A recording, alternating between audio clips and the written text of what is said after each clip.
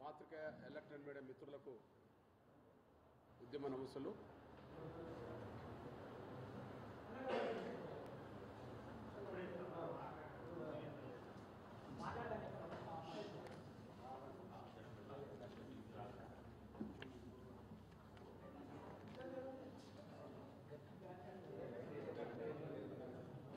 ఓకేనా? వారు 40 ఏళ్ళుగా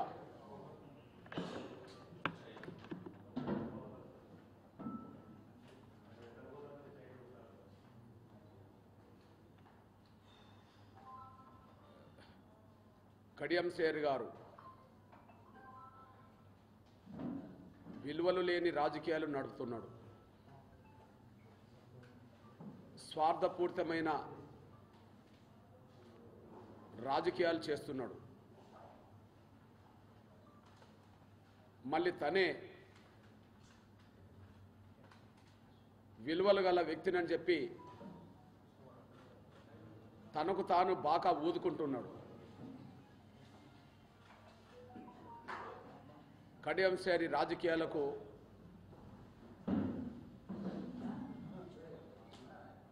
స్వార్థపూరితమైన విలువలేని రాజకీయాలకు వరంగల్ ప్రజలు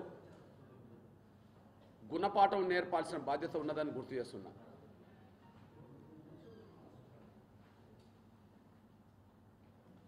ఆయనకే విలువలు లేవు, విలువలతో కూడిన రాజకీయాలైన చేయడు.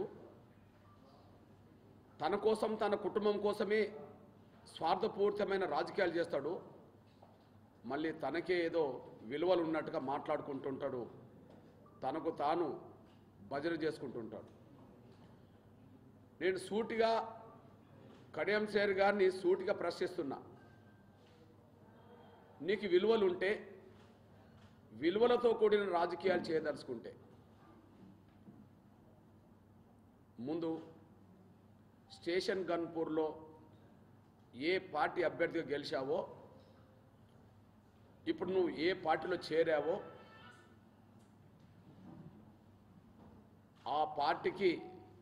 ఆ పార్టీ ద్వారా పొందిన ఎమ్మెల్యే పదవికి ముందు రాజీనామా చేసి విలువల గురించి మాట్లాడు. స్టేషన్ గన్పూర్లో బీఆర్ఎస్ అభ్యర్థిగా ఎమ్మెల్యేగా గెలిచావు. నీకు విలువలు ఉంటే, ఇప్పుడు ఎమ్మెల్యేగానే నువ్వు అనిపించుకుంటున్నావు కనుక, ఎమ్మెల్యేగా నువ్వు గెలిచింది బీఆర్ఎస్ కండువా కప్పుకొని కారు గుర్తు మీద ఓటేస్తే గెలిచావు. ఇప్పుడు నీ ఒంటి మీద కాంగ్రెస్ కండు వచ్చింది, మళ్ళీ నువ్వు ఎమ్మెల్యేగానే చెప్పుకుంటున్నావు. బీఆర్ఎస్ ఎమ్మెల్యేగా గెలిచి కాంగ్రెస్ ఎమ్మెల్యేగా ఎట్లా చెప్పుకుంటావు? విలువలు లేని రాజకీయాలకి ఇది పరాకాష్ట కాదా? నీకు దమ్ము ధైర్యం ఉంటే ప్రస్తుతం నీ పార్టీలోనే ఉన్న కాంగ్రెస్లో ఉన్న, ప్రస్తుతం నీ పార్టీలో కాంగ్రెస్లోనే ఉన్న రాజగోపాల్ రెడ్డి గారిని ఆదర్శంగా తీసుకో, లేదా ప్రస్తుతం బీజేపీలో ఉన్న ఈటల రాజేందర్ గారిని ఆదర్శంగా తీసుకో. నీకు దమ్ము ధైర్యం ఉంటే, విలువలు ఉంటే వాళ్ళని ఆదర్శంగా తీసుకో. కారణాలు ఏమైనా కేసీఆర్ను ఓడించే పోరాటంలో అప్పుడున్న పరిస్థితిలో కాంగ్రెస్ ఆ పని చేయలేకపోతున్నదని, కేసీఆర్ను ఓడించే ప్రయత్నంలో బీజేపీ ముందు వరుసలు ఉన్నదని, ఆనాడు కాంగ్రెస్ ద్వారా గెలిచిన, చేయి గుర్తు మీద గెలిచిన మునుగోడు ఎమ్మెల్యే పదవికి రాజీనామా చేసి ఆయన బీజేపీలో చేరాడు. అందుకనే ఉప ఎన్నికలు వచ్చినాయి. ఉప ఎన్నికల్లో ఓడవచ్చు గెలవచ్చు తర్వాత విషయం. రాజగోపాల్ రెడ్డి విలువల గల రాజకీయాలు నడిపినట్టే కదా. ఒక పార్టీ ద్వారా గెలిచి ఇంకో పార్టీలో చేరుతున్నప్పుడు ఆ గెలిచిన పదవికి రాజీనామా చేశాడు కదా. కారణాలేమైనా దమ్ము ధైర్యం ఉన్న నాయకుడే రాజగోపాల్ రెడ్డి. తను మళ్ళీ గెలవచ్చు గెలవకపోవచ్చు, కానీ పార్టీ మారుతున్నప్పుడు మాత్రం నేను ఒక పార్టీలో గెలిచి ఇంకొక పార్టీలో చేరుతున్నప్పుడు నేను విలువలతో కూడిన రాజకీయాలు చేయాలని చెప్పి ఆయన రాజీనామా చేశాడు. ఉప ఎన్నికలు వచ్చినాయి, ఓడిపోవచ్చు. కానీ రాజగోపాల్ రెడ్డి విలువల గల రాజకీయాలే చేశాడు.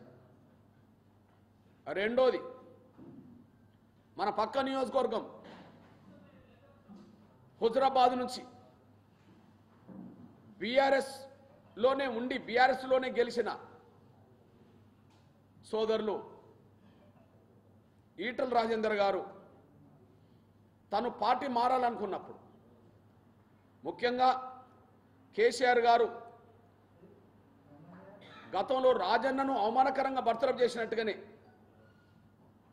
ఈటల రాజేందర్ గారు కూడా అవమానకరంగా బర్తరఫ్ చేస్తే తన ఆత్మగౌరవాన్ని నిలబెట్టుకోవడానికి, తన వ్యక్తిత్వాన్ని చాటుకోవడానికి ఆయన బీఆర్ఎస్లో ఉండలేని పరిస్థితులు వచ్చినప్పుడు ఆయన తన ఎమ్మెల్యే పదవికి రాజీనామా చేసి బీజేపీలో చేరాడు. తద్వారా ఉప ఎన్నికలు వచ్చినాయి. ఓడినా గెలిచినా నేను విలువలతో కూడిన రాజకీయాలు చేస్తామని చెప్పి ఈటల రాజేందర్ గారు నిరూపించుకున్నాడు. ఉప ఎన్నికల్లో గెలిచాడు.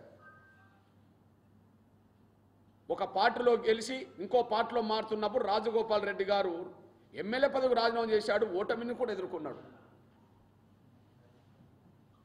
ఈటల రాజేందర్ గారు ఎమ్మెల్యే పదవికి రాజీనామా చేసిండు. ఆయన గెలిచి చూపించాడు ఉప ఎన్నికల్లో. నువ్వెందుకు పారిపోతున్నావు? నీకు వ్యక్తిత్వం ఉంటే, నువ్వు గొప్ప విలువలు గల రాజకీయ నాయకుడు అనుకుంటే అసలు నువ్వెందుకు పారిపోతున్నావు? నీకేం వ్యక్తిత్వం ఉన్నది? నువ్వు ముందుగా రాజీనామా చేయాలి కదా.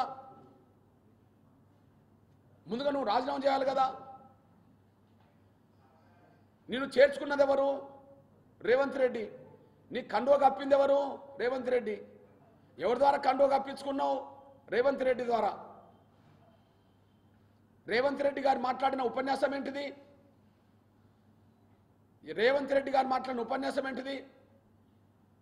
ఎవరన్నా ఒక పార్టీలో గెలిచి ఇంకో పార్టీలో చేరుతున్నప్పుడు ఆ పదవికి రాజీనామా చేయకుండా ఎవరన్నా పార్టీలో చేరితే వాళ్ళను రాళ్లతో కొట్టి చంపండి అన్నాడు.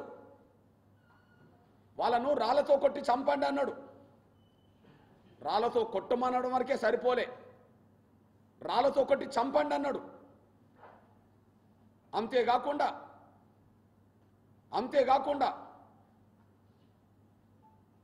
ఒక ఎమ్మెల్యే పదవికి ఒక పార్టీలో గెలిచి ఎమ్మెల్యే పదవికి రాజీనామా చేయకుండా ఇంకొక పార్టీలో చేరితే రాళ్లతో కొట్టి చంపండి అనే మాట అంటున్నప్పుడు పిచ్చి కుక్కలను ఎట్లయితే కొట్టి చంపుతారో, పిచ్చి కుక్కలను తెలిసి ఎట్లయితే పిచ్చి కుక్కలను కొట్టి చంపుతారో ఆ విధంగా ఒక పార్టీలో గెలిచి ఇంకో పార్టీలో చేరుతున్నప్పుడు పిచ్చి కుక్కల్లాగా చంపండి అని కూడా రేవంత్ రెడ్డి గారు మాట్లాడిండు. ఆయన మాట్లాడిన ఉపన్యాసం మొత్తం వైరల్ అవుతూనే ఉన్నది. మరి నువ్వు పిచ్చి కుక్క కంటే హీనం అన్నట్టే కదా.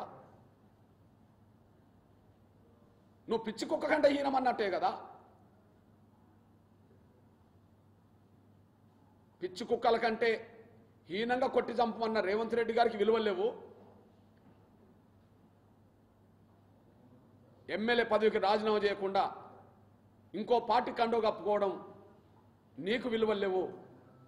ఆ విషయాన్ని మర్చిపోవద్దని కూడా గుర్తు చేస్తున్నా. నేను నువ్వేదో పెద్ద నీతిపరుడులాగా, నువ్వేదో విలువలు గల రాజకీయాలు నడుపుతున్నట్టుగా పెద్ద ఫోజులు కొట్టడం అనేది బంద్ చేసుకో.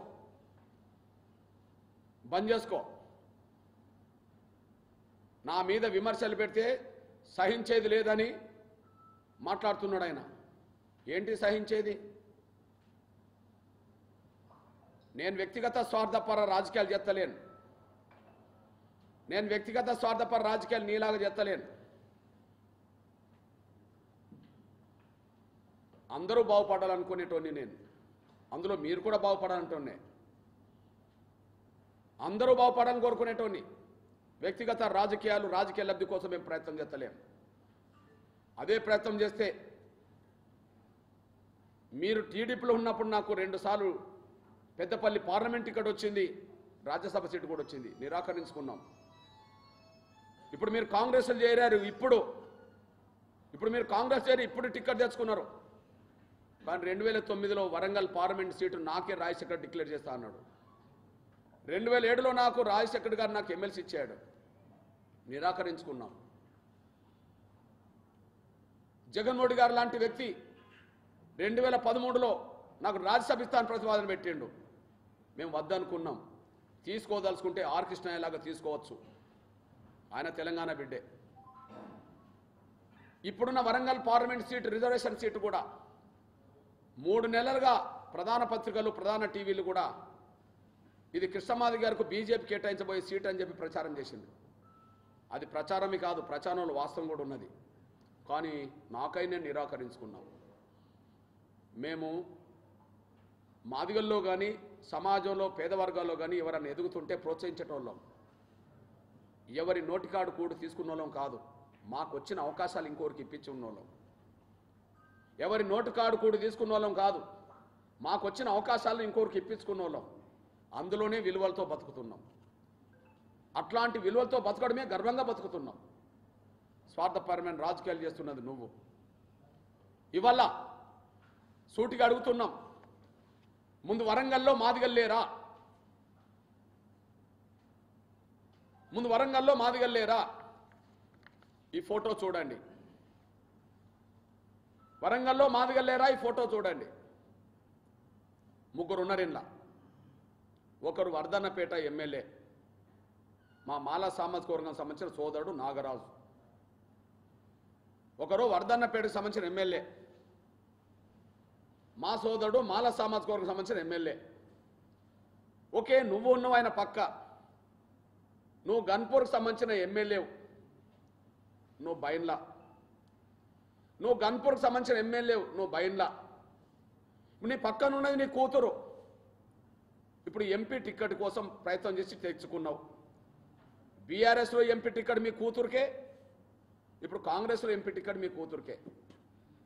ఈ భారత రాజకీయాల్లో, ఈ తెలుగు రాజకీయాల్లో, తెలంగాణ రాజకీయాల్లో ఒక పార్టీలో టికెట్ తెచ్చుకొని అదే పార్టీ టికెట్ తీసుకున్న తర్వాత మళ్ళా దానికి రాజీనామా చేసి అదే ఎన్నికల్లో ఇంకో పార్టీ టికెట్ తెచ్చుకునే చరిత్ర, నీచ రాజకీయాలు నడిపిన చరిత్ర నీదే. భారతదేశంలో అది ఇక్కడ జరగలే, తెలుగు నేల మీద ఎక్కడ జరగలే, తెలంగాణలో ఎక్కడ జరగలే. ఒకే ఎన్నికల్లో మే 13 జరిగే ఎన్నికలే బీఆర్ఎస్లో టికెట్ నా బిడ్డకే కాదని పట్టుబట్టి తెచ్చుకున్నావు. తర్వాత కాంగ్రెస్ గెలిపొస్తుందని చెప్పి సిట్టింగ్ ఎంపీ దయాకర్ అయినా ఇంకోరైనా కాంగ్రెస్ గెలుతుందని తెలిసి చివరికి మళ్ళీ నమ్ముకున్న సొంత పార్టీలు కూడా ద్రోహం చేసి, నమ్మిన సొంత పార్టీని కూడా ద్రోహం చేసి మళ్ళా ఇదే మే 13 జరగబోయే ఎన్నికల్లో కాంగ్రెస్ టికెట్ నీ బిడ్డకే ఇప్పించుకున్నావు.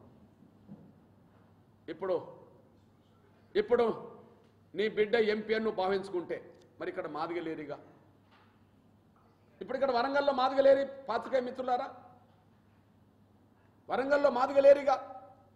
ఇగో చూడండి, కడియం సైడ్దే కాదు వరంగల్ జిల్లా, కృష్ణమాది గారిది కూడా వరంగల్ జిల్లే. కడియం సైడ్దే కాదు వరంగల్ జిల్లా, కృష్ణమాది గారిది కూడా వరంగల్ జిల్లే. ఈ విషయంలో నిన్నటి వరకు వర్ధన్నపేట ఎమ్మెల్యే మాదిగా, ఇప్పుడు మా మాల సోదరుడు గెలిచిండు. ఓకే, అభ్యంతరం ఉన్నది, ప్రజల తీర్పు ఇచ్చిండ్రు. 2 గన్పూర్ ఎమ్మెల్యేగా ఒక బహిన్లా మీరు గెలిచారు. ఇప్పుడు మీరే మీ బిడ్డను తీసుకొచ్చి ఇక్కడ పోటీలో పెట్టేశారు. ఇప్పుడు 3 మాయం చేసినట్టే కదా. ఆరూరు రమేష్ అనే మాదిగైనని మాయం చేసినట్టే కదా కాంగ్రెస్ టికెట్ మాలలకి ఇచ్చి. అదే సమయంలో ఇప్పుడు నువ్వు రాజన్న టికెట్ లాక్కొని, మాదిగ టికెట్ లాక్కొని నువ్వు మాదిగలకు ద్రోహం చేశావు కదా. మాదిగ టికెట్ లాక్కొని ఎమ్మెల్యేగా రాజే టికెట్ నువ్వే లాక్కొని ద్రోహం చేశావు కదా. ఇప్పుడు సిట్టింగ్ ఎంపీ దయాకర్ సీటు లాక్కొని నువ్వు నీ బిడ్డకి ఇప్పించుకున్నావు కదా. మరి ఇప్పుడు వరంగల్లో మాదిగలేరి, నీ లెక్క ప్రకారమే మాల ఎమ్మెల్యే ఒకరున్నారు, బయన్లుగా నువ్వు ఎమ్మెల్యే ఉన్నావు. మూడో వర్గం, బలమైన వర్గం, మెజార్టీ వర్గం మాదిగలే కదా. మాదిగల ఎంపిక కూడా ఉండద్దా? పత్రికా మిత్రులారా, ఎలక్ట్రానిక్ మిత్రులారా, ఒకసారి ఆలోచించండి. తెలంగాణలో కానీ ఉమ్మడి వరంగల్లో కానీ మాదిగల మెజార్టీ కదా. మెజార్టీ ఉన్న వాళ్ళకు ఒకటన్నా ఉండాలి కదా ఇక ఈ జిల్లాలో. ఒక్కటి కూడా లేకుండా చేసే కుట్ర కదా. ఇప్పుడు కుట్రదారుడు ఎవరు? ఊరుకు ఒకరు లేని, ఒక ఓటరు లేని మీరు ఎమ్మెల్యేగా ఉంటారు, మీ బిడ్డను ఎంపీ చేస్తానంటావు. మరి ఊరుకు 100 మంది, ఊరుకు 1000 మంది ఓటర్లు ఉండబడే మాదిగలు వరంగల్ జిల్లాలో ఒక్కరికి కూడా అవకాశం రాకపోతే కాంగ్రెస్ మాకు ద్రోహం చేసినట్టు కాదా? కాంగ్రెస్ని అడ్డం పెట్టుకొని నువ్వు మాకు ద్రోహం చేసినట్టు కాదా? కాంగ్రెస్ ద్రోహం చేసినట్టు కాదా? కాంగ్రెస్ అడ్డం పెట్టుకొని నువ్వు ద్రోహం చేసినట్టు కాదా? నేను అంటున్నా, ఇక్కడ నీ బిడ్డకు టికెట్ ఇప్పించుకోవడం కంటే, నువ్వు కాంగ్రెస్లో చేరితే నీ బిడ్డకు టికెట్ ఇప్పించుకోవడం కంటే, మరి నీకు చెల్లెలాంటిదా ఇంద్రకి ఇప్పించుకోవచ్చు కదా. నీకు చెల్లెలాగున్నా ఇంద్రకి ఇప్పించుకోవచ్చు కదా. ఇంద్ర నీ మీద అతి తక్కువ మెజార్టీతో ఓడిపోయింది కదా. 2 సార్లు ఓడిపోయింది కదా. 2 సార్లు ఓడిపోయింది కదా. 20 ఏళ్ల బట్టి కాంగ్రెస్ నమ్ముకున్నది కదా. కాంగ్రెస్లో సభ్యత్వం లేని నీ బిడ్డకు టికెట్ ఇచ్చుకున్న స్వార్థపడి నువ్వు 20 ఏళ్లుగా ఇదే వరంగల్ జిల్లాలో 2 సార్లు ఓడిపోయినా కాంగ్రెస్ నమ్ముకున్నది ఇందిర. నీకు విలువలు ఉంటే ఎవరికి ఇప్పియాలి? నీకు నిజాయితీ ఉంటే ఎవరికి ఇప్పియాలి? ఇందిరకి ఇప్పియాలి. మరి ఇందిర నోటికాడు కూడా నువ్వు తీసుకున్నట్టే కదా. మా అద్దంకి మా దయాకర్, ఎంపీ దయాకర్ టికెట్ నువ్వు లాక్కున్నట్టే కదా. అంటే మా జాతికి ద్రోహం చేసింది నువ్వు, మాదిగలకు ద్రోహం చేసింది నువ్వు. మేము ఎంఆర్పిఎస్ పరంగా తెలుగు నేల మీద దక్షిణాది రాష్ట్రాల్లో ఎవరు ఎదుగుతున్నా వాళ్ళను ప్రోత్సహించిన వాళ్ళం. వార్డు మెంబర్ మొదలుకొని, సర్పంచ్ మొదలుకొని, కేంద్ర మంత్రుల దాకా ఎంఆర్పిఎస్ ఉద్యమంలో పనిచేసిన వాళ్ళు ఎదిగినరు. వార్డు మెంబర్ నుంచి కేంద్ర మంత్రుల దాకా ఎంఆర్పిఎస్లో పనిచేసిన వాళ్ళు ఎదిగినరు. ఇక్కడ సిట్టింగ్ ఎంపీ దయాకర్ ఎంఆర్పిఎస్లో పనిచేసిన వాడే. ఇవాళ కేంద్ర మంత్రిగా ఉండబడే మురుగన్, తమిళనాడు నుంచి కేంద్ర మంత్రిగా ఉండబడే మురుగన్ ఎంఆర్పిఎస్ ఉద్యమంలో విద్యార్థి విభాగంలో పనిచేసిన వాడే. అంటే ఎంఆర్పిఎస్లో పనిచేసే వాళ్ళు ఏ పార్టీలన్నా ఎదుగుతుంటే మేము గర్వంగా స్వీకరిస్తాం, వాళ్ళని ప్రోత్సహిస్తాం. కానీ నువ్వు పక్కోళ్ళు ఎదుగుతుంటే జీర్ణించుకోలేవు, వాళ్ళ ఎదుగుదలను నువ్వు అడ్డుకుంటావు. నీ చరిత్ర నీచమైన చరిత్ర, నీ చరిత్ర విలువలేని చరిత్ర, నీ చరిత్ర విధానాలు లేని చరిత్ర. నీ కోసం, నీ కుటుంబం కోసమే నువ్వు రాజకీయాలు చేస్తున్నట్టుగా కనిపించింది తప్ప ప్రజల కోసం, సమాజం కోసం కాదనేసి కూడా మేము స్పష్టం చేస్తున్నాం. ఈ నేపథ్యంలో మళ్ళీ వరంగల్ బిడ్డలుగా చెప్తున్నాం. రెండో విషయం, పాత్రికేయ మిత్రులారా, 3 కుటుంబాల కోసం మాదిగల్ని మోసం చేసింది కాంగ్రెస్. 3 కుటుంబాల కోసం, 3 కుటుంబాల కోసం మాదిగల్ని మోసం చేసింది. ఇగో, తండ్రి ఒక పార్టీలో ఉండగానే బిడ్డకు కాంగ్రెస్ టికెట్. ఇక్కడ తండ్రి బీఆర్ఎస్లో గెలుస్తాడు, కాంగ్రెస్లో చేరిన వెంటనే బిడ్డకు టికెట్ ఇప్పించుకుంటాడు. అంటే కుటుంబ రాజకీయాలను కాంగ్రెస్ ప్రోత్సహిస్తున్నది కదా. కుటుంబ రాజకీయాలకే కాంగ్రెస్ పార్టీ విలువనిస్తున్నది కదా. కుటుంబ రాజకీయాలకే కాంగ్రెస్ పెద్దపెట్టేస్తుంది కదా. రెండోది పెద్దపల్లిలో అన్నదమ్ములు అనబడుతున్న వినోద్, వివేక్ ఇద్దరు ఒకే కుటుంబంలో అన్నదమ్ములు ఉండగా మళ్ళీ వాళ్ళ కొడుకుకే మళ్ళీ ఎంపీ టికెట్ ఇవ్వడం అనేది కుటుంబ రాజకీయాలు కదా. అంటే ఒక్కో కుటుంబంలో ఇద్దరినంగా కూడా 3 చేశారు కదా. ఈ కుటుంబంలో ఒక్కరుంటే 2కి ఇచ్చారు కదా. మూడోది నాగర్ కర్నూల్లో ఆ కుటుంబం నుంచే మల్లు బట్టి విక్రమార్క డిప్యూటీ సీఎం ఉన్నాడు కదా. ఆ కుటుంబం నుంచే మల్లు బట్టి విక్రమార్క డిప్యూటీ సీఎం ఉన్నాడు కదా. ఇప్పుడు డిప్యూటీ సీఎం హోదా ఉన్న ఆ కుటుంబంలోనే మల్లు రవి అనేటైనకు నాగర్ కర్నూల్లో ఎంపీ ఇచ్చారు కదా. అంటే 3 కుటుంబాల కోసం మాదిగలు బలి చేసినట్టే కదా. నేను చెప్తున్నది సత్యమే కదా. 3 కుటుంబాలు, ఇక్కడ శ్రీహరి కుటుంబం, అక్కడ వెంకటస్వామి కుటుంబం, అక్కడ వివేక్ కుటుంబం, వెంకటస్వామి కుటుంబం, అక్కడ మల్లు బట్టి విక్రమార్క కుటుంబం. అంటే 3 కుటుంబాలను మీరు పెంచి పోషించడం కోసం ఒక జాతికే ద్రోహం చేసింది కాంగ్రెస్, ఒక జాతికే ద్రోహం చేసింది. చివరికి ఇప్పుడు ప్రస్తుతం ఎన్నికల్లో 3 పార్లమెంట్ సీట్లు, ఒక అసెంబ్లీ సీటు కూడా ఉప ఎన్నికలు జరుగుతున్నాయి. 3 పార్లమెంట్ సీట్లో మాదిగలకు దిక్కు లేదు. 3 చోట్ల కంటోన్మెంట్ అసెంబ్లీ నియోజకవర్గం ఉప ఎన్నికలు జరుగుతున్నాయి. ఇప్పటికే 3లో 1 మాదిగలకు లేకుండా చేసింది.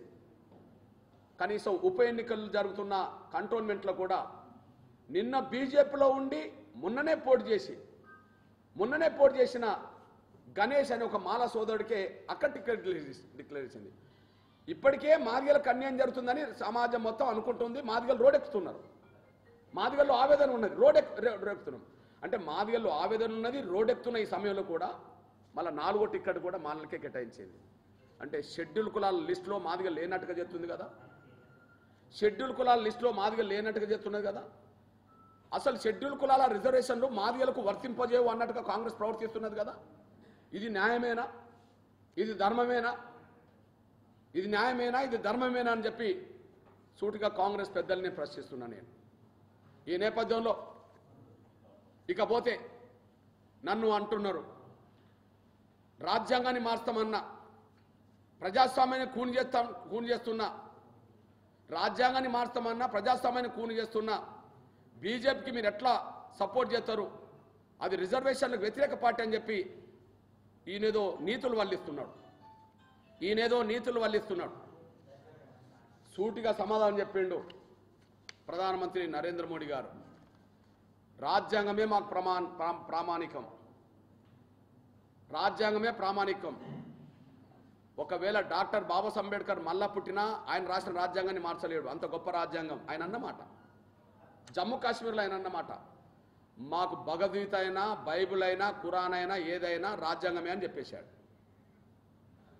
మాకు భగవద్గీత అయినా ఖురాన్ అయినా బైబిల్ అయినా ఏదైనా మాకు రాజ్యాంగమే అని చెప్పేశాడు.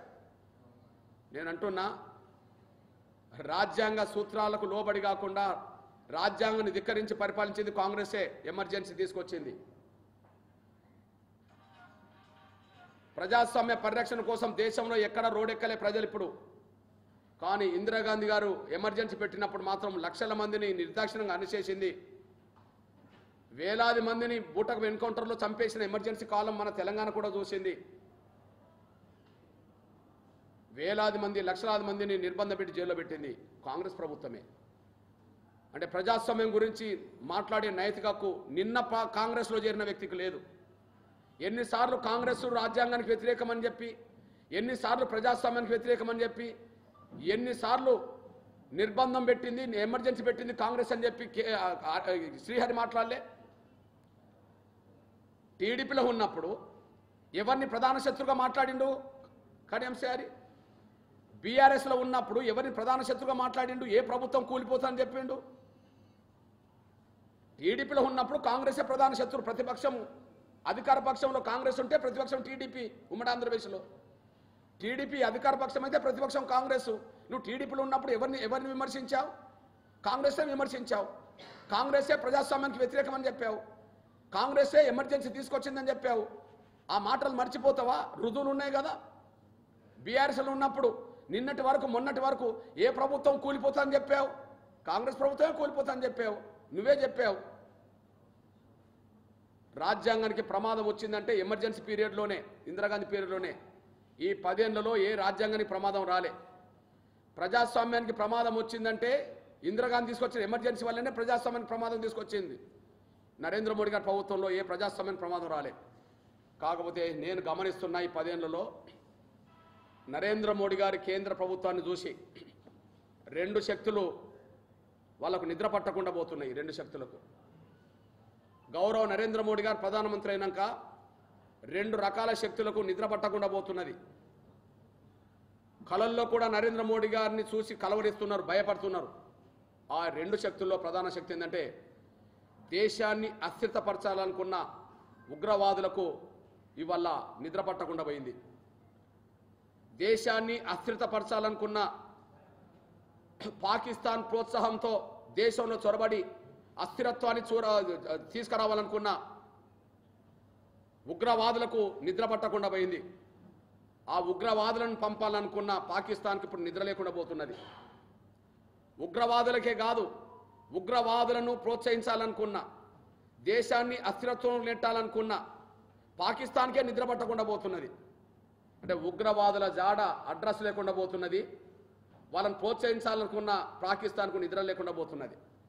అందుకనే డైరెక్ట్ చైనా రంగం మీదకి రాబోతున్నది. అట్లాంటి చైనాను ఎదుర్కొనే దమ్ము నరేంద్ర మోడీ గారికి ఉంటుందే కానీ ఇంకా ఎవరికి ఉండదనే విషయం స్పష్టంగా రుజువుతున్నది. రెండోది ఎవరికి నిద్ర పట్టకుండా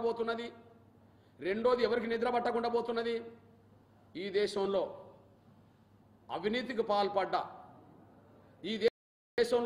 పాల్పడ్డ వాళ్ళను నిర్దాక్షిణ్యంగా జైల్లో పెడుతున్నది. కాంగ్రెస్ గత 10 ఏళ్ల కాంగ్రెస్ పాలనలో, గౌరవ నరేంద్ర మోడీ గారు ప్రధానమంత్రి కాకముందున్న 10 ఏళ్ల పాలనలో నిత్యం ఏదో స్కామ్ అంటూ దేశ ప్రజల ముందు రోజు స్కామ్ల గురించి మాట్లాడేది. దేశ ప్రజలు ప్రతిరోజు ఒక స్కామ్ గురించి చర్చించేది. కానీ వాళ్ళ అవినీతి పరులను వాళ్ళు ఎమ్మెల్యేలా, ఎంపీలా, మంత్రులా, ముఖ్యమంత్రులను చూడకుండా ఖచ్చితంగా జైల్లో పెడుతున్నది గౌరవ నరేంద్ర మోడీ గారి ప్రభుత్వమే. అంటే ఇక్కడ నిద్ర పట్టకుండా పోతున్నది ఎవరికి? దేశాన్ని అస్థిరత్వంలోకి తీసుకెళ్లాలనుకున్న వాళ్ళకు నిద్ర పట్టకుండా పోతున్నది. వాళ్ళు ఉగ్రవాదులను ప్రోత్సహించే పాకిస్తాన్ ఉగ్రవాదులకు ఇప్పుడు అడ్డా లేకుండా పోయింది, పాకిస్తాన్కు దిక్కు లేకుండా పోయింది. అవినీతి పరులు ఎంతటోళ్ళైనా బయట ఉండే పరిస్థితి లేదు, వాళ్ళు జైలుకి వెళ్ళే పరిస్థితి వచ్చింది. నిజంగా చెప్పాలంటే ఇప్పుడు ఏ పార్టీలో ఉన్నా, ఇవాళ ఏ పార్టీలో ఉన్నా, ఏ ప్రభుత్వంలో ఉన్నా అవినీతికి పాల్పడితే ఏదో రకమైన కఠిన చర్యలు గౌరవ నరేంద్ర మోడీ గారి ప్రభుత్వంలో ఉంటాయని చెప్పి వాళ్ళు ఇవాళ ఒళ్ళు దగ్గర పెట్టుకొని జాగ్రత్తగా వాళ్ళు ముందుకెళ్తున్నారు. ఇది మనం చూస్తున్నాం ఇప్పుడు. కాబట్టి మనకు అర్థమవుతున్నది, ప్రజాస్వామ్యానికి ప్రమాదం రాలే ఈ 10 ఏళ్లలో, కానీ అవినీతి పరులకు మాత్రం భయం పడుతుంది. రాజ్యాంగానికి ప్రమాదం రాలే, కానీ దేశాన్ని అస్థిరత్వం తీసుకెళ్లాలనుకున్న వాళ్ళకి నిద్ర పట్టకుండా పోతున్నది. అందువల్ల మళ్ళీ నరేంద్ర మోడీ గారు మూడోసారి ప్రధానమంత్రి అవుతేనే దేశ భద్రత, దేశ గౌరవం, దేశ అభివృద్ధి మరింత ముందుకు సాగుతుంది.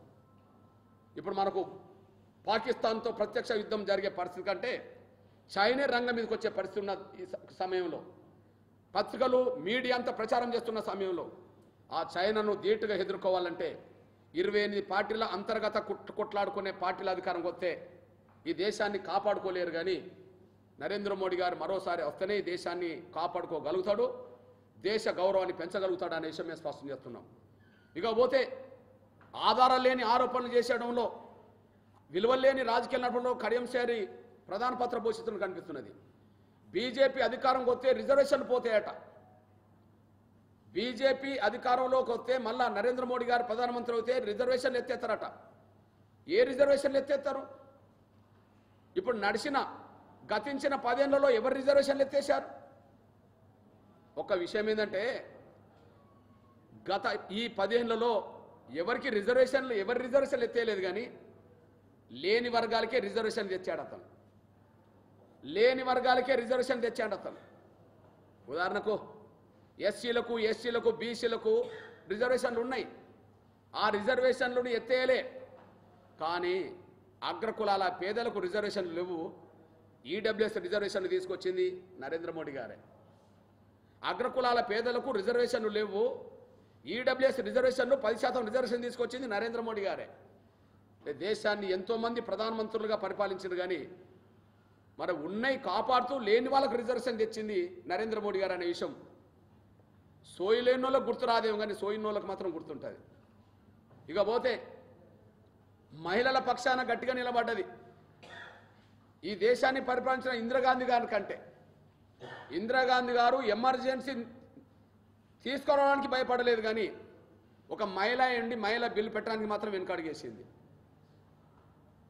దేశాన్ని చీకట్లోకి నెట్టడానికి ఇందిరాగాంధీ భయపడలే, ఎమర్జెన్సీ పెట్టడానికి లక్షల మందిని అరెస్ట్ భయపడలే.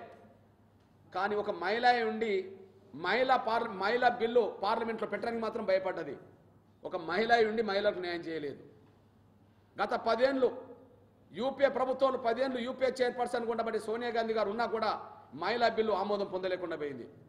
కానీ గౌరవ నరేంద్ర మోడీ గారు మాత్రం అనుకున్నదే తడువుగా 3 రోజులు తిరగకముందే, అనుకున్న తర్వాత 3 రోజులు తిరగకముందే లోక్సభలో రాజ్యసభలో 2 సభలో బిల్లులను ఆమోదం పొందించి రిజర్వేషన్లు అమలు చేయడానికి సిద్ధపడుతున్నాడు అతను. ఇప్పుడు నరేంద్ర మోడీ గారు మూడోసారి అధికారం వస్తే రిజర్వేషన్ పోతే అన్నదానికి ఆధారం లేదు, కానీ లేని వర్గాలకే రిజర్వేషన్ తీసుకొస్తాడనే చరిత్ర మాత్రం రికార్డ్ అయిందనేసి కూడా మర్చిపోవద్దు. మరి నిన్న మొన్నటి వరకు రిజర్వేషన్ తెచ్చిన ఆ నాయకుడు ఆ రిజర్వేషన్ అమల్లోకి రాకముందే రిజర్వేషన్ ఎత్తేస్తాడు. ఉదాహరణకు ఈడబ్ల్యూఎస్ రిజర్వేషన్లు తీసుకొచ్చి దశాబ్దం కాలే. అసలు మహిళా బిల్లు అమలు జరిగేది 2029 నుంచి. మహిళా బిల్లు చట్టసభలకు సంబంధించిన బిల్లు అమలు జరిగేది 2029 నుంచి. మరి నరేంద్ర మోడీ గారిగా ఎవరి రిజర్వేషన్లు ఎత్తేస్తాడు? ఎస్సీ ఎస్టీలయా? ఎస్సీ ఎస్టీలకు లేని చోట రిజర్వేషన్లు అమలు చేసే స్థాయికి తీసుకొచ్చిండు. ఎస్సీ ఎస్టీలకు దేశవ్యాప్తంగా రిజర్వేషన్లు లేవు. ఎస్సీ ఎస్టీలకు దేశవ్యాప్తంగా రిజర్వేషన్లు లేవు. అంబేద్కర్ రాసిన రాజ్యాంగం ప్రకారం దేశంలో అన్ని రాష్ట్రాల్లో ఎస్సీ ఎస్టీలకు రిజర్వేషన్లు ఉండాలి. కానీ ఆర్టికల్ 370 ఉండడం వల్ల రాజ్యాంగం ప్రకారంగా ప్రత్యేక హోదా, ప్రత్యేకంగా రాష్ట్రాన్ని నడుపుకునే స్వేచ్ఛ వాళ్ళకు ఆర్టికల్ 370 జమ్మూ కాశ్మీర్కు ఉండడం వల్ల పార్లమెంట్లో చేసిన ఏ చట్టం కూడా జమ్మూ కాశ్మీర్కు వర్తించదు. పార్లమెంట్లో చేసిన ఏ చట్టం కూడా జమ్మూ కాశ్మీర్కు వర్తించదు ఆర్టికల్ 370 ఉండడం వల్ల. కానీ ఎప్పుడైతే ఆర్టికల్ 370ని రద్దు చేయించిండో, దమ్ము ధైర్యం ఉన్న నాయకుడు రద్దు చేయించిండో, ఇప్పుడు జమ్మూ కాశ్మీర్లో ఎస్సీ ఎస్టీలకు రిజర్వేషన్లు అమలు జరగబోతున్నాయి. ఇప్పుడు చెప్పండి, జమ్మూ కాశ్మీర్లో రేపు అమలు జరుగుతాయి. ఎప్పుడు? ప్రధానమంత్రి అన్నాడు కదా, అతి త్వరలోనే జమ్మూ కాశ్మీర్కు రాష్ట్ర హోదా ఇచ్చి అక్కడ ఎన్నికలు జరగబోతున్నాయని చెప్పి. ఆ ఎన్నికల్లో మొదటిసారి ఎస్సీ ఎస్టీలకు చట్టసభలోకి వెళ్ళే అవకాశం రాబోతుంది. అంటే జమ్మూ కాశ్మీర్లో స్వాతంత్రం వచ్చిన కాంచి ఎస్సీ ఎస్టీలు లేరా అంటే ఉన్నారు. మరి రిజర్వేషన్లు ఉన్నాయంటే లేవు. ఎందుకు లేవు? ఆర్టికల్ 370 ఉండడం వల్ల అక్కడ రిజర్వేషన్ లేవు. ఆర్టికల్ 370 రద్దు చేసిన తర్వాత ఎస్సీ ఎస్టీలకు రిజర్వేషన్లు అక్కడ అమలు జరగబోతున్నాయి. మరి లేని చోట ఎస్సీ ఎస్టీలకు రిజర్వేషన్లు అమలు చేసే శక్తి తీసుకొచ్చింది నరేంద్ర మోడీ గారే. అగ్రకులాల పేదలకు రిజర్వేషన్లు ఇచ్చింది నరేంద్ర మోడీ గారే.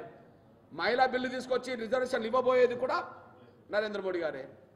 మరి నరేంద్ర మోడీ గారు మూడోసారి అధికారంకి వస్తే రిజర్వేషన్లు ఎత్తేస్తారనే ఒక మాట చెప్పడం అనేది కేవలం నరేంద్ర మోడీ గారిని ఆయన పరిపాలన మీద లోపాలేందో ఎక్స్పోజ్ చేసే ఆధారం లేకపోవడం వల్ల, ఆయన పరిపాలనలో లోపాలేందో ఎక్స్పోజ్ చేసే ఆధారం లేకపోవడం వల్ల అభూత కల్పనతో కూడిన, అసత్యాలతో కూడిన దుష్ప్రచారం చేసి ప్రజల ఓట్లు పొందాలని చెప్పి ఒక కుట్ర జరుగుతున్నట్టు కనిపిస్తున్నది.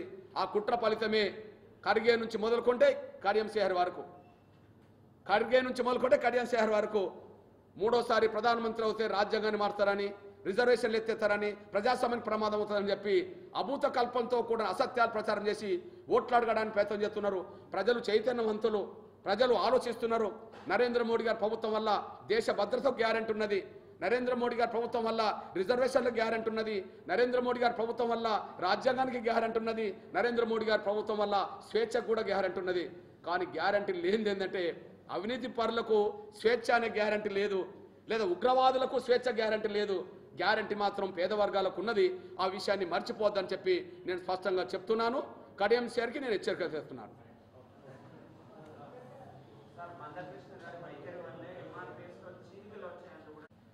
తమ్ముడు, ఆ అభిప్రాయానికి నేను చెప్తున్నాను. నా తమ్ముడిగా, ఒక సోదరుడిగా నేను విజ్ఞప్తి చేస్తున్నా, నువ్వు అడిగిన ప్రశ్నకు జవాబు కూడా స్పష్టంగానే ఎక్స్పోజ్ చేయండి. నా ఒంటి మీద మీరు మొదటి నుండి చూస్తుండ్రు, ఈ కండువా నాకు ఎప్పుడు మారలేదు కదా. కడియం శ్రీహరి ఒంటి మీద టీడీపీ కండువా, బీఆర్ఎస్ కండువా, ఇప్పుడు కాంగ్రెస్ కండువా వచ్చింది. స్వార్థం కోసం, వ్యక్తిగత లబ్ధి కోసం నిత్యం కండువలు మార్చుకునే వ్యక్తి కడియం శ్రీహరి. కానీ ఒక లక్ష్యం కోసం ఈ కండువ పెట్టుకున్నాను. ఆ లక్ష్య సాధన కోసం ఎవరు సహకారం చేస్తా అంటే వాళ్ళకి నేను సహకరిస్తున్నాను. ఎగ్జాంపుల్, తెలంగాణ రాష్ట్ర ఉద్యమం బలంగా జరుగుతున్న రోజుల్లో కేసీఆర్ అన్న మాట ఏంది? తెలంగాణను సాధించడం కోసం బొంత పురుగునైనా ముద్దాడతాను అన్నాడు. తెలంగాణను సాధించడం కోసం బొంత పురుగునైనా ముద్దాడతాను అన్నాడు. తెలంగాణకు మద్దతు అంటే బొంత పురుగుతోటైనా కలిసి పనిచేస్తాను అన్నాడు కదా. మరి కేసీఆర్ ఒకనాడు కాంగ్రెస్తో పొత్తు పెట్టుకున్నాడు, అదే కేసీఆర్ మళ్ళీ టీడీపీతో పొత్తు పెట్టుకున్నాడు. మనందరూ తెలుసు 2004లో కాంగ్రెస్తో పొత్తు పెట్టుకున్నాడు. రాజశేఖర్ గారి ప్రభుత్వంలో కూడా మంత్రులను చేసుకున్నాడు, ఆయన కేంద్ర మంత్రి కూడా కాగలిగాడు. కానీ అదే తెలంగాణ ఇవ్వకపోతే మళ్ళీ కాంగ్రెస్కు వివేదించి బయటకు వచ్చి మళ్ళీ టీడీపీతో పొత్తు పెట్టుకున్నాడు, అందరు తెలుసు. మరి అప్పుడు కడియం సర్ ఎక్కడున్నాడు? ఒకనాడు టీడీపీలో ఉన్నాడు, తర్వాత బీఆర్సీలో చేరాడు. ఇప్పుడు ఎక్కడున్నాడు? కాంగ్రెస్లో చేరాడు. నేను అంటున్నా, తెలంగాణ రాష్ట్రాన్ని సాధించడం కోసం బొంత పురుగునైనా ముద్దాడడం కరెక్టే అవుతే, ఎస్సీ వర్గీకరణ సాధించడం కోసం ఎవరు ముందుకొచ్చి మాకు సహకారం చేస్తానన్నా వాళ్ళకి సహకరించడం నాది కూడా కరెక్టే కదా. ఎన్నికల సమయంలో ఒక్కొక్క పార్టీకి మద్దతు ఇవ్వడం అంటే, మరి మీరు టీడీపీ బీజేపీ పొత్తులో ఉన్నప్పుడే ఎంఆర్పీ సపోర్ట్ చేసింది కదా. 98, 99 ఎన్నికల్లో టీడీపీ బీజేపీ అలయన్స్ బ్రదర్, అప్పుడు మీకు మద్దతు ఇచ్చాం కదా. మరి అప్పుడు బీజేపీ ద్వారా రాజ్యాంగం మారలేదు కదా, ఇప్పుడు మార్చే పరిస్థితి లేదని నరేంద్ర మోడీ గారు అంటుండు కదా. ఓకే, అంటే ఎస్సీ వర్గీకరణ కోసం ఎవరు ముందుకు వచ్చినా వాళ్ళకి సపోర్ట్ చేశాను. నువ్వు కాంగ్రెస్ను తిడుతున్న రోజుల్లో నేను కాంగ్రెస్కి మద్దతు ఇచ్చాను. ఎందుకు? రాజశేఖర్ గారు వర్గీకరణ చేపిస్తామని హామీ ఇస్తే కేంద్ర ప్రభుత్వం కూడా వాళ్ళదే కాబట్టి చేపిస్తా అంటే నేను సహకారం చేశాను. అవును, తెలంగాణ ఇస్తామంటే కాంగ్రెస్కు మద్దతు ఇచ్చింది కాదా టీఆర్ఎస్? ఇవ్వకపోతే వ్యతిరేకించింది కాదా? కాబట్టి టీడీపీకి మద్దతు ఇచ్చిన రోజుల్లో నువ్వు టీడీపీలో ఉన్నావు, కాంగ్రెస్ను తిడుతున్న రోజుల్లో నేను కాంగ్రెస్ మద్దతు ఇచ్చా. ఇప్పుడు నువ్వు కాంగ్రెస్లో వచ్చినప్పుడు కేంద్రం బీజేపీది కాబట్టి బీజేపీ వర్గీకరణ చేస్తానది కాబట్టి నేను సపోర్ట్ చేస్తున్నా. నేను లక్ష్యం కోసం నేను ఉద్యమాన్ని నడుపుతున్నాను, నీ స్వార్థం కోసం నువ్వు కండోలు మార్చుకుంటున్నావు. నాది లక్ష్యం. ఇప్పుడు మన ఇష్టమన్నా లేకపోయినా కేసీఆర్ అయితే ఆ ఒంటి మీద అదే కండవ పెట్టుకొని నడిపిండు కదా ఉద్యమాన్ని, ఒంటి మీద అదే కండవ పెట్టుకున్నాడు కదా. నా ఒంటి మీద లక్ష్యం, నా కండువ నాకే ఉన్నది కదా. లక్ష్య సాధన కోసం మార్గాలు వేసుకుంటున్నావు, కానీ నీ స్వార్థం కోసం నువ్వు పార్టీలు మారుతున్నావు. ఎవరి స్వార్థం కోసం పార్టీలు మారినావు చెప్పండి? తెలంగాణ పీక్ స్టేజ్ ఉద్యమం జరిగేంత వరకు పిల్లలు త్యాగాలు చేస్తున్న రోజుల్లో, జైల్లో పడుతున్న రోజుల్లో, లాఠీ దెబ్బలు తింటున్న రోజుల్లో, రోడ్ ఎక్కుతున్న రోజుల్లో నువ్వు చంద్రబాబు నాయుడు ఒత్తాసు పలికి మాట్లాడినావు. కానీ తెలంగాణ రాబోతుందని తెలిసిన తర్వాత మాత్రమే నువ్వు మళ్ళా ఇక్కడ ఉంటే లాభం లేదని చెప్పి నువ్వు పార్టీ మారి మళ్ళీ బీఆర్ఎస్ చేరావు. నిజంగా చెప్పాలంటే మన ఇష్టం లేకపోయినా అసలు బీఆర్ఎస్లో ఏం తక్కువైంది? నాకు ఏం తక్కువైంది? ఎమ్మెల్సీ చేసే, నిన్ను ఎంపీ చేసే, నిన్ను ఉప ముఖ్యమంత్రి చేసే, నిన్ను ఎమ్మెల్యే చేసే, అసలు టీడీపీ కంటే ఎక్కువ లబ్ధి పొందింది ఇక్కడనే కదా. అవును, నిజాయితీ పరులు కష్టాలున్న చోటనే ఉంటారు, విలువలు గల్లోళ్ళు కష్టాలున్న చోటనే ఉంటారు. నిజాయితీ విలువలు లేని వాళ్ళు కష్టాలు వచ్చిన వెంటనే పారిపోతారు. ఇప్పుడు ఎవరిని వదిలి పారిపోయిండు? కేసీఆర్ని వదిలి పారిపోయిండు కదా. కేసీఆర్ కష్టాల్లో ఉన్నాడు అనుకుందాం, బీఆర్ఎస్ కష్టాల్లో ఉన్నది అనుకుందాం. ఆయన ద్వారా లబ్ధి పొందిన నువ్వు కష్టాలున్న సమయంలో కదా ఆయన పక్కన ఉండాల్సింది, కష్టాలున్న సమయంలో కదా ఆయనకు తోడు ఉండాల్సింది. ఇది వాస్తవే కదా. నేను ఉండాల్సిన అవసరం లేదు. నేను మొదటి నుంచి కేసీఆర్ను కొన్ని విధానాలను వ్యతిరేకించుకుంటూ వచ్చాను, నాకు సంబంధం లేదు. ఆయన కష్టాలున్నప్పుడు నేను అండగా నిలబడ్డా. ఎవరికి? కేసీఆర్కు కష్టాలున్నప్పుడు నేను అండగా నిలబడ్డా. మీ అందరూ తెలుసు, ఉద్యమం పతాక స్థాయి చేరిన సమయంలో, ఆయన ఆమర దీక్ష చేస్తున్న రోజుల్లో, ఆమర దీక్షకు ప్రత్యక్షంగా 10 రోజుల పాటు ఆయన కండగున్నది నేను, మన జయశంకర్ గారే. అన్ని సాక్ష్యాలు ఉంటాయి. ఆయన ఆమర దీక్ష చేస్తున్నప్పుడు నువ్వు ఎక్కడున్నావు? ఆయన తిట్టే కాడు ఉన్నావు. కానీ ఆయన అధికారంకి వచ్చినాక ఆయన దళితులకు మోసం చేసిండు కాబట్టి నేను దూరమైన. ఆయన అధికారం ఉన్నప్పుడు నేను దూరమైన, నువ్వు అధికారం వచ్చినప్పుడు నువ్వు దగ్గరికి అయినావు. నీది విలువ లేని రాజకీయాలు, నీకు వ్యక్తిత్వం లేని రాజకీయాలు. ఇప్పుడు ఆయన అధికారంకి వచ్చిన తర్వాత ఇన్ని పదవులు పొందావు. ఇప్పుడు ఆయన కష్టాలు ఉన్నాడు, ఆయన బాధలు ఉన్నాడు, ఇబ్బందులు ఉన్నాడు, పార్టీ కొంత వెనుకపోతున్నది. నిజాయితీ పరులు ఎక్కడ ఉండాలా? అక్కడ ఏదైనా ఇబ్బందులు ఉంటే అక్కడ ఉండి దాన్ని సరి చేసుకోవాలా. నాయకుడు, నిన్ను నమ్మిన నాయకుడు నీ బిడ్డ కూడా టికెట్ ఇచ్చాడు, మాదిగలను కాదని. నిన్ను నమ్మిన నాయకుడు నీ బిడ్డనుకు టికెట్ ఇచ్చి మాదిగలు కూడా కాదని నువ్వు నట్టేట ముంచుతావా? అధికారం కేసీఆర్కి వస్తే నువ్వు బయటకు వచ్చేటోడివా? అధికారం కేసీఆర్కి వస్తే నువ్వు బయటకు వచ్చేటోడివా? అధికారం పోయిందనే కదా ఇప్పుడు ఆయన చుట్టూ, వాళ్ళ కుటుంబం చుట్టూ కొన్ని సమస్యలు చుట్టుముట్టాయని కదా నువ్వు పారిపోయింది. వ్యక్తిత్వం ఉన్న వాళ్ళు పారిపోతారా? విధానాలు పారిపోతారా? నువ్వు కొంపలు ముంచేటోడి, మేము నిలబెట్టేటోళ్ళం. తెలంగాణ ఉద్యమం నిలబెట్టింది మేము, నువ్వు కొంపలు కూల్చుకుంటూ వస్తున్నది నువ్వు. ఇది ముమ్మాటికి వాస్తవం అనేసి కూడా మీ దృష్టికి నేను తీసుకొస్తున్నా. వరంగల్ బిడ్డగా నేను మాట్లాడుతున్నాను.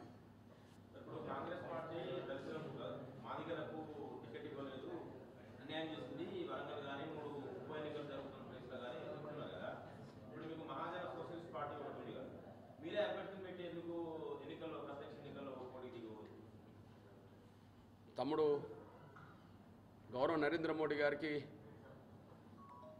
ఒక మాట ఇచ్చాం, సార్ వర్గీకరణ మీరు చేయండి, మీకు అండగా ఉంటామని. చేసే ప్రక్రియ ముందుకు సాగుతున్న సమయంలో ఎన్నికలు వచ్చినాయి. ఆయనకు అండగా ఉండడం, ఆయనకి ఇచ్చిన మాట ప్రకారం మా బాధ్యత.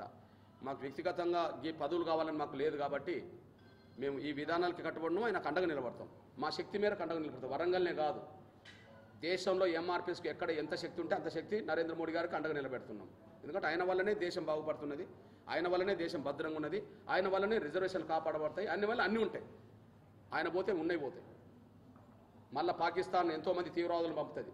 మనం అంతకుముందు ప్రతిరోజు ప్రతి సందర్భంలో అక్కడి నుండి వచ్చిన తీవ్రవాదులతో వీళ్ళు చచ్చిపోయిండ్రు, వాళ్ళు చచ్చిపోయిండ్రు, ఇక్కడ జరిగింది అక్కడ జరిగింది. ఇప్పుడు అవేం కనుమరుగైపోయినాయి. పంపాలనుకున్న పాకిస్తానీ వాళ్ళ నిద్రపోయే భయంతో ఉన్న పరిస్థితికి నెట్టబడ్డది. గౌరవ నరేంద్ర మోడీ గారు సమర్థవంత పాలనే కదా మనకు అంతో ఇంత భద్రత వచ్చింది. ఇవాళ ప్రపంచంలో ఏ దేశ ప్రధానమంత్రికి దక్కనంత గౌరవం ఇతర దేశాలకు వెళ్ళినప్పుడు మన ప్రధానమంత్రికి దక్కుతున్నది కదా. ఆయనకు గౌరవం దక్కడం అంటే భారతీయులందరూ దక్కినట్టే కదా, మనం కూడా గౌరవపడతాం కదా. కాబట్టి మనం అభూత కల్పనతో కూడా అసత్యాల ప్రచారాన్ని నమ్మకుండా వాస్తవాలను విశ్లేషించుకుంటే నరేంద్ర మోడీ గారు మూడోసారి ప్రధానమంత్రి కావడమే మనకు శ్రీరామ రక్షణ అనే విషయం కూడా మీ దృష్టి తీసుకొస్తున్నా. ఈ విషయంలో అతి త్వరలో నా బీసీల చైతన్యం కూడా చేస్తాను. ఎందుకంటే జనరల్ సీట్లు 12 ఉంటే 6 ఇప్పటికే రెడ్లకు ఇచ్చుకున్నారు. జనరల్ సీట్లు 12 ఉంటే 6 ఇప్పటికే రెడ్లకు ఇచ్చుకున్నారు. ఇది ఎట్లా న్యాయం అవుతుంది? 50% ఉన్న బీసీలకు 6 ఎందుకు రావు జనరల్ స్థానంలో? 17లో 8 లేదా 9 సీట్లు బీసీలకు రావాలి. ఇప్పుడు కాంగ్రెస్ ప్రకటించింది 2 మాత్రమే ప్రకటించింది. మరి జనరల్ సీట్లు 6 రెడ్లకే ఇచ్చుకున్నారు. ఇంకా ప్రకటించే దాంట్లో ఖమ్మం పెండింగ్లు ఉన్నది, కరీంనగర్ కూడా పెండింగ్లు ఉన్నది. నా బీసీలు కూడా చెప్పదలుచుకున్నా, రిజర్వేషన్ సీట్లు అంటే మాలలకు పోతున్నాయి, మాదిగలకు కాకుండా పోతున్నాయి. జనరల్ సీట్లు అంటే రెడ్లకు పోతున్నాయి. కాంగ్రెస్ను గెలిపించింది రేవంత్ రెడ్డిని ముఖ్యమంత్రి చేసింది మాలలను రెడ్లేనా? కాంగ్రెస్ను గెలిపించింది రేవంత్ రెడ్డిని ముఖ్యమంత్రి చేసింది మాలలను రెడ్లేనా? బీసీలు ఓట్లేయలే? బీసీలకు న్యాయం జరగద్దా? మాదిగలు మెజార్టీ కదా, మాదిగలకు న్యాయం జరగద్దా? మాదిగల్ని అణచివేసి బీసీలను అణచివేసి కాంగ్రెస్ ఎంతకాలం పరిపాలిస్తుంది? రేవంత్ రెడ్డి గారు ఎంతకాలం పరిపాలిస్తాడు? రేవంత్ రెడ్డికి తెలియకుండానే మహబూబ్నగర్ రెడ్డోళ్ళకి వచ్చిందా? రేవంత్ రెడ్డికి తెలియకుండానే నల్గొండ రెడ్డోళ్ళకి వచ్చిందా? భువనగిరి రెడ్డోళ్ళకి వచ్చిందా? మల్కాజ్గిరి రెడ్డోళ్ళకి వచ్చిందా? చేవెళ్ళ రెడ్డోళ్ళకి వచ్చిందా? నిజామాబాద్ రెడ్డోళ్ళకి వచ్చిందా? అంటే తన రెడ్లకు మాత్రం ఇప్పించుకుంటాడు, మాలాల కుటుంబాలకు ఇప్పించుకుంటాడు.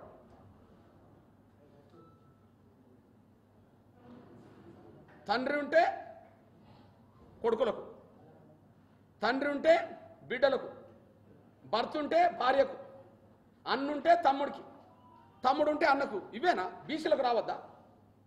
రిజర్వేషన్ స్థానాలు చెప్పాను కుటుంబాలకు, జనరల్ స్థానాలు చెప్పాను రెడ్డి కులానికి, జనరల్ స్థానం రెడ్డి కులానికి. నల్గొండ చూస్తే నల్గొండ జనరల్ సీట్లని రెడ్ల ఒక ఆలేరు మినహాయించి, నల్గొండ జనరల్ సీట్లని రెడ్ల మొత్తం ఆలేరు నియోజకవర్గం మినహాయించి మొత్తం రెడ్లే, ఎస్సీలు పోను. ఇది ఎట్లా న్యాయం అవుతుంది? రంగారెడ్డి మహబూబ్నగర్లో అసలు బీసీలు ఎందుకు లేకుండా పోతుండ్రు? జనరల్ స్థానాలన్నీ రెడ్లు తెచ్చుకుంటే మరి బీసీల సంగతి ఏంటి? చాలా అన్యాయం జరుగుతుంది మా బీసీలో కూడా. కాంగ్రెస్ వల్లనే అన్యాయం జరుగుతుంది. ఏం 50% బీసీలకు విలువ లేదా? నీ మంత్రివర్గంలో ఒక మున్నూరు కాపు ఉంటాడు, ఒక గౌడు ఉంటాడు, మరి రెడ్లు 4 ఎందుకే? 50% బీసీలు 2 ఉంటే 4% లేని రెడ్లు 4 ఎందుకు? రేవంత్ రెడ్డిది రెడ్డి పరిపాలన కళ్ళ ముందు కనిపిస్తున్నది. కేసీఆర్ను దొరల పాలన అన్నాం, ప్రజాపాలన ఎట్లా అవుతుంది? మొత్తం అన్నింటిలో రెడ్లను మొత్తం తీసుకొచ్చుకుంటుంటే మీరు చూడండి, ఆయన నియామకాలు చూడండి మొత్తం రెడ్లే, మంత్రివర్గం చూడండి మెజార్టీ రెడ్లే, కార్పొరేషన్ ప్రకటించేదాంట్లో చూడండి మొత్తం రెడ్లే, పార్లమెంటు పార్టీ ఇన్ఛార్జీలను చూడండి మొత్తం రెడ్లే. ఫోన్ ట్యాపింగ్ సంబంధించిన దానిలో విచారణ జరుగుతుంటే స్పెషల్ పబ్లిక్ ప్రాసిక్యూటర్ ఎవరు? సాంబశివరెడ్డి నిన్న నియమించారు. స్పెషల్ పబ్లిక్ ప్రాసిక్యూటర్ ఎవరు? సాంబశివారెడ్డి నిన్న నియమించుకున్నారు. అరే అడ్వకేట్ జనరల్ ఎవరు? రెడ్డి. అడిషనల్ అడ్వకేట్ జనరల్ ఎవరు? రెడ్డి. ఇప్పుడు పబ్లిక్ ప్రాసిక్యూటర్ ఎవరు? రెడ్డి. కేసీఆర్ ఏమో ఫోన్ ట్యాపింగ్ కోసం చేసిన వాళ్ళలో వెలమల్లే పెట్టుకున్నాడు. ఇప్పుడు దాన్ని విచారించడానికి నువ్వు రెడ్లను పెట్టుకుంటున్నావు. బీసీ అధికారులు లేడా? ఎస్సీ అధికారులు లేరా? ఎస్సీ అధికారులు లేరా? మైనార్టీ అధికారులు లేరా? ఆ ట్యాపింగ్ విచారణ కోసం జరిగే ప్రయత్నంలో ఒక రెడ్డినే పెట్టాలా? ఏంది పద్ధతి? నేను చెప్తున్నా, రిజర్వేషన్లు అంటే మాదిగలకు లేకుండా పోతున్నాయి, జనరల్ సీట్లు అంటే బీసీలకు లేకుండా పోతున్నాయి. నేను మాదిగల కోసం యుద్ధం చేస్తా, మాదిగ బిడ్డగా అన్యాయం జరుగుతున్న నా బీసీల కోసం కూడా యుద్ధం చేస్తా. రెడ్ల ఆధిపత్యాన్ని తగ్గించే పోరాటంలో రేవంత్ రెడ్డి ప్రభుత్వానికి ముచ్చెమటలు పట్టించే బాధ్యత నేను తీసుకుంటా. ధన్యవాదాలు.